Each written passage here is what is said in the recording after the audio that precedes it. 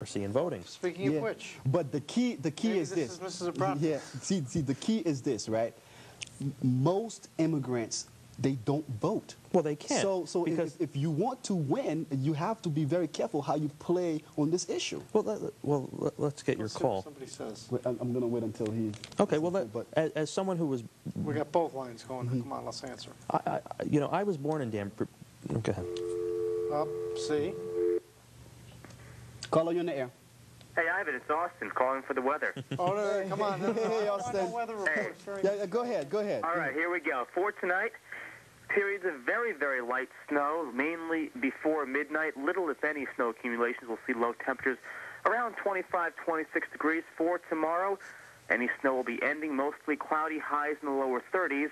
And then our eyes will be turning over to the west as the complex storm system will be traversing the country and will be affecting us into later this weekend and early next week. I'll have more of those details in a couple minutes. But going on with the forecast, Friday night, mostly cloudy. Then it'll be clearing for the morning hours. We'll see lows around 12. Saturday, sunny skies, highs cold. We'll see highs in the upper 20s to near 30. Sunday, here's where it gets interesting. Increasing clouds. We'll see snow breaking out. Sunday evening, highs around 35. Sunday night, snow likely. First the rain-snow mix in the evening, then changing over to snow for Sunday night. Cloudy, we'll see lows in the mid-20s. Monday, rain and snow ending during the morning. We'll see highs around 40. And then for Tuesday, we'll see a chance of snow with mostly cloudy skies and a high around 37, 38 degrees. And that is your weather forecast, Ivan. Thank you very much, Austin. Oh, thank you. Take care. All right. Bye. You know, this is very important because weather's important? yeah, it's important around the Danbury because you know you got these fools driving, you know, crazy around here, and you know, congested and people driving without license, without insurance. So You know what? There's an issue that Danbury can pick up on and learn from its neighbor to the north there, Brookfield. We just put in too is we had such a speeding problem over there, especially with Federal Road and such. Yeah. You know what we did? We have the pace car program. Anybody who signs the pledge agrees to drive the speed limit on those roads and put a sticker on the car, the pace car. It has worked wonders for speeding in the town. Yeah, but you don't have the problem that we have here. You know, so I mean, you know, we have these you got a guys speeding driving problem. without You got a- license. There are congested downtown streets in the core of Danbury that I will say there are times where I'm not too thrilled about driving down Main Street. But not to lose your train of thought, what you were saying. Well, go ahead. No, go ahead if it's immigration related speed. Well, no, it was the ethnic communities you're talking about and everything, and about how and one of the things Lynn Tabersack always brings up on this show is about the ethnic communities in Danbury, the Lebanese community, the Portuguese community, the Brazilian community.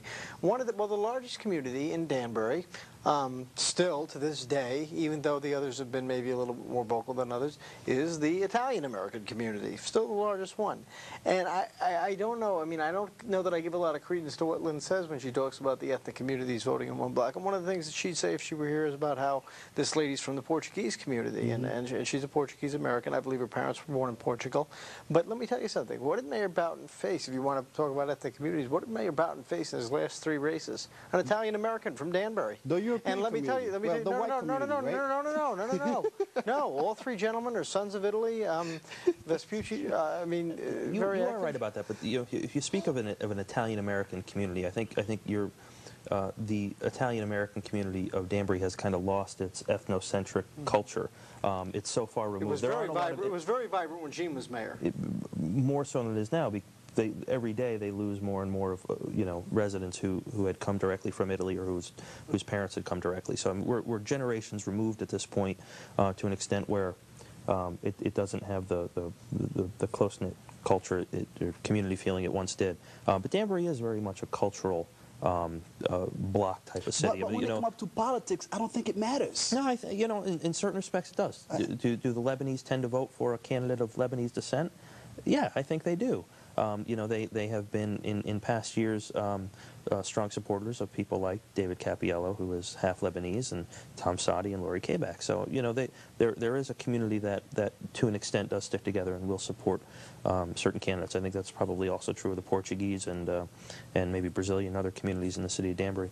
Not true with the Italian community anymore, though. Well, because I think the Italian community as a whole is further removed from their. That was one of the things that News Times, not News Times, I mean others have brought up about Gene, though, that he was able to unite that that Italian-American community behind Well, him when you every get time. 85% of the vote, you're pretty much uniting everybody. Well, so. That is true. But I think it's all about your credibility. It's all about your accomplishments. And hold on, they have to give me, they have to let me know when to answer. But I believe that it's who you are as a person, and I believe that Boughton may win again because people will probably look at who he is and and his accomplishment. But I believe that the Democrats need to go after their affiliates, and they first need to rally. Well, the thing is, Right, that they're out of power. They need have to nothing to unite lose, and they first. should run on their passions, and they should run on what they care about. And if they don't, they're going to lose. And they don't have a united party. All right. Caller, you're in the air. Ivan, buddy, what are you still Frank. doing here? So where should I go? There's a opening in the Bahamas for a immigration minister. I thought you were going to be all over that, buddy. You know what, though? I think they're going to tighten up the laws, man, because now that they're taking away from me flirting with the women over there, so I don't know. That last one was snuggling with some blondes. Hey, Frank, how do you like the set tonight? Beautiful, very cozy, three people, friendly people. I have a question, so hold on, Tiger. Go ahead, Frank. Paulie, man. How are you, Frank? I'm hanging out, man. I hate the snow. I'm glad the snow's not here, buddy. I hate the stuff. Austin's cool. This is the kind of time when Frank thinks about when he lived in Key West, and I think about when I lived in Phoenix, and Exactly. wonder why we Think came about the back. But Bahamas. we Well, I came think back of for friends and family, and probably regret it every day. I regret selling my house on by St. Mary's Star of the Sea, a Catholic church, for $390,000. Now it's worth $4 million. So that's what I think about when I think of Key West. Listen, what happened to the blonde boy's last opponent there was Dean Esposito, right? Esposito. Yeah. Esposito. He marched in the decorum parade, illegal alien parade, and Matt, put your thumb down for everyone. Go, just put it out for illustration purposes. What's that? Put your thumb That's down. what happened to his political career after he marched. I'll do it for him. There you go. Yeah, there. Okay. So, I'm glad that we don't. I feel if we need 10 million low-skilled workers. But we let me think answer you quickly, Frank. Just the short answer. What happened to his last opponent? He's now a city employee of the city of Danbury. Oh, really? Yes, he is. Which he was prior to becoming the mayor's opponent. Didn't He's they now used to do- civil service, Frank. Okay, cool. Oh, Matt, by the way, there's a Pepe's Pizza coming to Brookfield. That's what he said to me yesterday. Oh, wait, who said that? Very When nice. is that? Yeah, one of the owners of Pepe's Pizza in New Haven. There's He's a Pepe's coming- Pizza. Well, where are they going to put it, Frank? I asked him that, and he said it's classified, so it's coming, buddy. So you Hey, can have let's your stay white clam. focused here. More traffic for Brookfield. Frank, you have a question? Question is already it was already answered. you wanna Thank know what you. happened to he's Mr. not going to Esposito? Bahamas. We still have a good, excellent local TV host because he's not taking the position. Thank you. You know, you Come on. good night, Frank. All right. What a nice guy. Frank's a very good guy. To move on, though, if I could, just from the immigration debate, you brought up overdevelopment. Frank's talking about Key West, and I had lived for a while out in Arizona where it's just urban sprawl everywhere, and the Keys have grown dramatically. Not a lot of beach property available anymore. But has Danbury grown? Sure. But it's grown in part because of its relative affordability. It's a little cheaper than Norwalk, and it's a good amount cheaper than Stanford, cheaper than Ridgefield. It's grown, and it's got a relatively good schools, especially for a city of its size in Connecticut. It's a convenient location to southern Fairfield County and to New York. So Danbury has grown. Is overdevelopment good? No. Overdevelopment is never good. Coming from the town in Connecticut with the highest population density, I can tell you overdevelopment is bad. Takes away from the spirit and the charm of the community. But it means Danbury is still, to many people, an attractive place to live. And I think you have to find some kind of a silver lining there. Problem with Danbury is I don't think, in my personal opinion, that it's grown well over the past few years. There are an abundance of new condos going in locations that I don't think are necessarily appropriate. Exactly. You have, which is probably now a dead project, but you had the BRT project over on off of Kennedy Park there, and then the Crosby Street project, which seems to be an absolute disaster from a marketing perspective, and it appears that the developers are looking for somewhat of a government bailout by trying to rent to college students. So, Danbury has grown excessively and probably not smartly in many respects, but to be perfectly fair, I don't necessarily think you can blame a sitting mayor for that. I don't think you could have blamed Gene Iroquez, and I don't think you can blame Who to blame? Mark Batten. I think you can blame your planning commission. I think you can blame your zoning commission. I think Economic Development Commission. I think you can blame to a great that's extent. what I said I think you last can blame week, is to a the great same extent. idiots we But I- keep, but I you think know, to a great electing and extent- re-electing. To a great extent, it's also the state of Connecticut and some stupid affordable housing laws that they've designed. They have not been productive for towns and cities in Connecticut. Danbury, what is it, 10% or so housing stock has to be deemed technically affordable. a little more than that. I Well, think. Danbury's roughly maybe. at their minimum. Bethel, you know, we're getting there. I don't think Brookfield's just over the minimum. Are Actually. you? Okay, Ridgefield probably, you know, not quite near it yet. I'll tell you that. But there are, to meet this criteria that the state has seemingly arbitrarily come up with, you have to build low-cost, high-density housing, which, you know, you bring in children, as to your schools, you have to build new schools. There's this stupid, in my opinion, stupid idea that you can't have a school, elementary or high school, with more than 3 stories above ground. That seems to be the rule. So you need more schools, more land, everything else, and it seems to be just a, you know, kind of a wasteful exercise in you know, spending money. So overdensity is a problem. But you know what, let me say this to you. I don't think anybody can improve anything without the mayor's okay. Whether it is well, Danbury does have- Bowden or Gene Iroquez. To be honest with you, I believe that they have to say... Ivan, you're 100% wrong. I'm sorry. Because Come on, man. Are you trying to tell me that... you know, those committees will actually go ahead and allow certain things to be done in the city without the mayor I certainly saying am. I certainly okay am. or I not? certainly am. I certainly am. You know why? I'll tell you why I am. Because the zoning commission is an elected body. Most of the time, that's elected by Democrats in a year where a Republican mayor wins landslides. The Democrats, I believe, have a majority on that zoning commission right now. I could be wrong, but I think it's very close. In any case, whatever the zoning commission, whether it's Republican or Democrat, the mayor has no say over what the zoning commission does. And he can't veto the zoning commission. And he can't tell the zoning commission to do but I something. believe There's no he control of could. it. That's the first thing. The second thing is the Wetlands Commission derives its authority from the state, a major commission that has control over some development.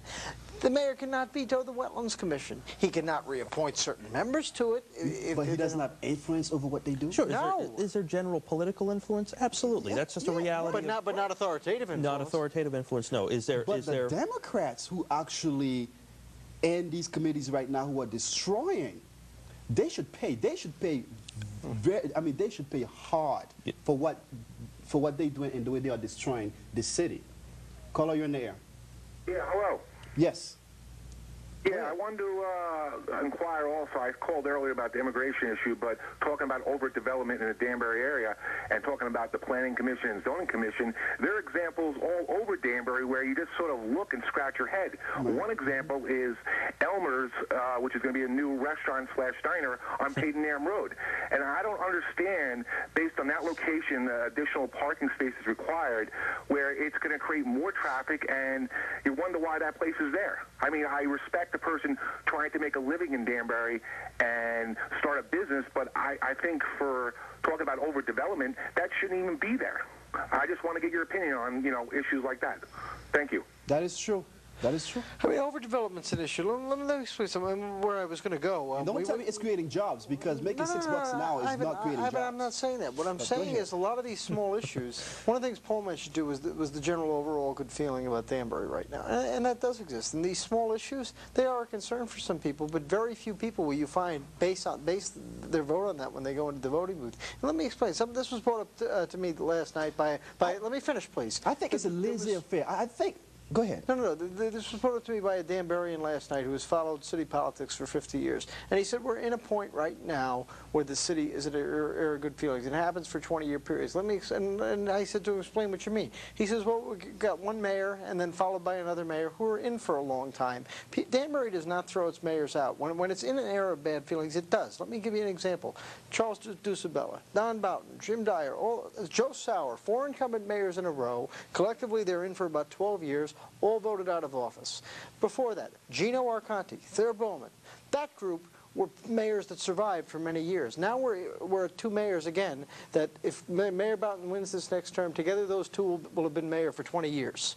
And you're in an era of good feelings right now, regardless of these small problems, But also where look how many Danburyans are very people- comfortable with the way they're living, with the way the city is. You know Taxes are what? going down when the budget's Actually, going look up. how many people vote every election.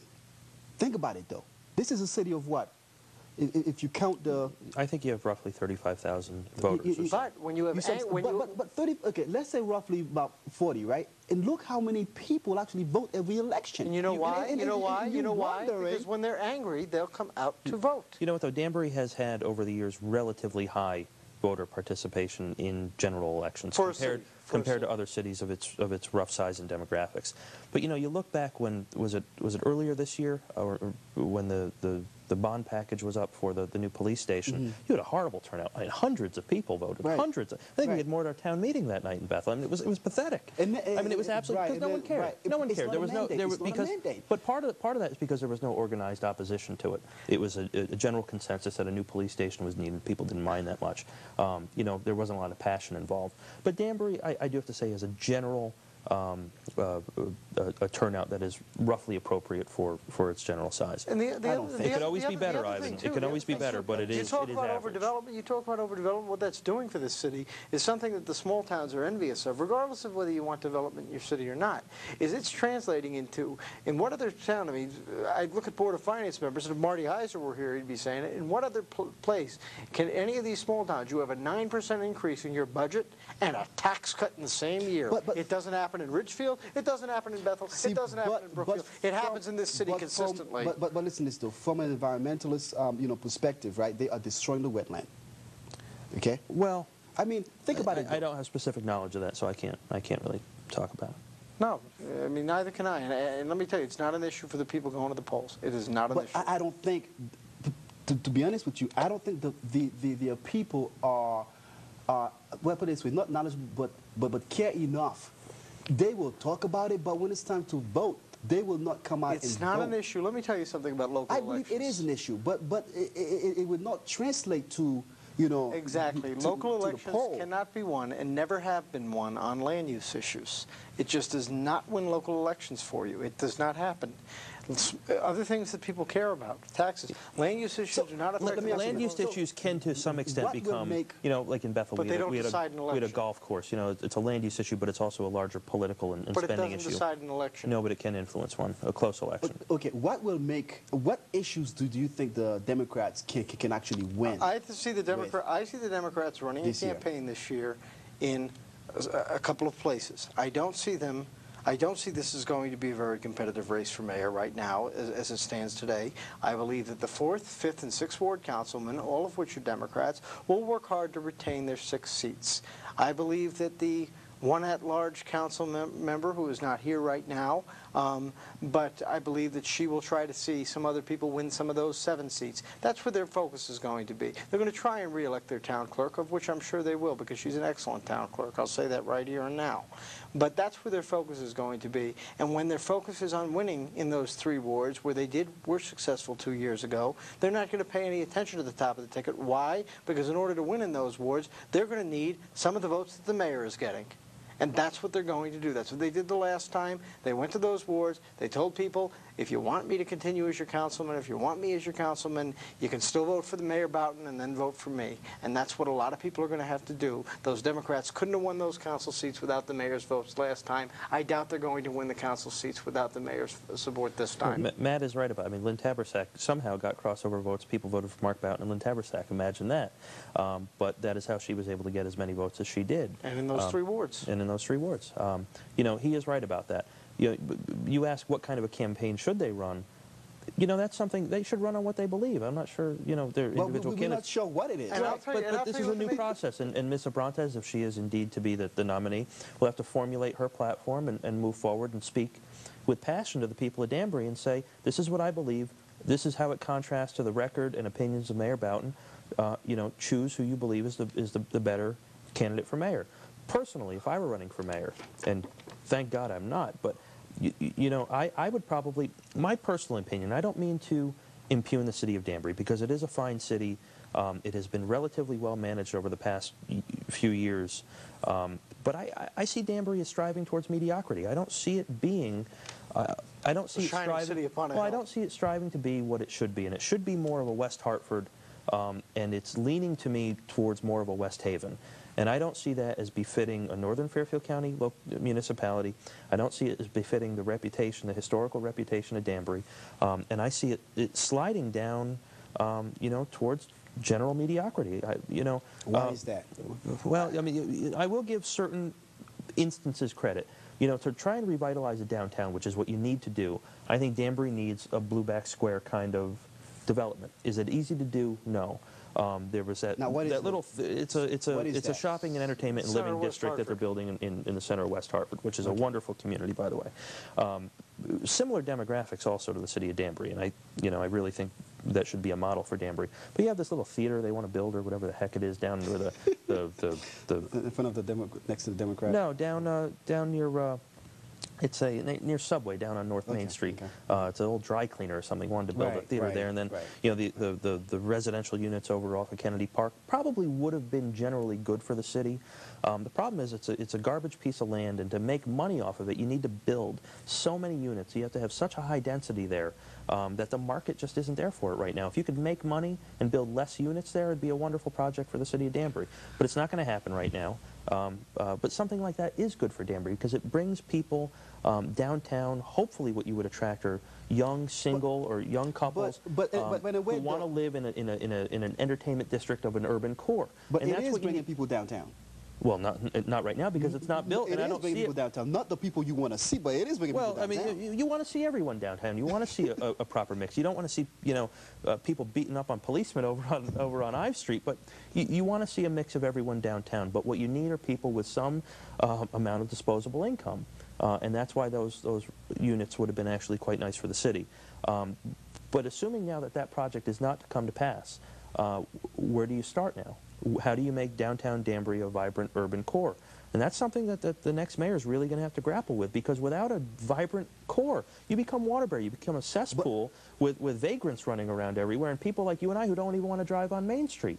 Mm-hmm. But you know who's taking over downtown? Who?